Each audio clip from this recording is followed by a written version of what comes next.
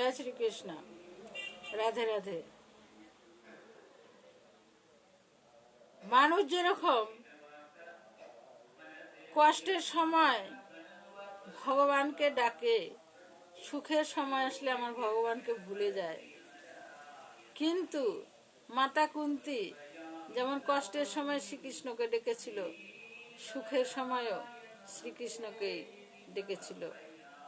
কারণ মহাভারতের যুদ্ধ শেষ হবার পরে যখন শ্রীকৃষ্ণ কুন্তীকে বলেছিল যে পিসিমা আজ আমি যাই, আমার কাজ তো শেষ, সেই কথা শুনে মাতা কুন্তীর দেহটা ভয়ে আতঙ্কিত হয়ে গিয়েছিলেন যে কৃষ্ণ কেন আজ এই কথা বলতেছে আমি যাই, তবে কি কৃষ্ণ আর আসবে না?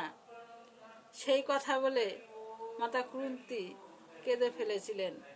কেন গো, যেই তো আমি কৃষ্ণের চরণ মনে হয় হারালাম, তবে কৃষ্ণর চরণ যদি আমাকে হারাতে হয় তবে আমি এই রাজ্যে থাকবো না।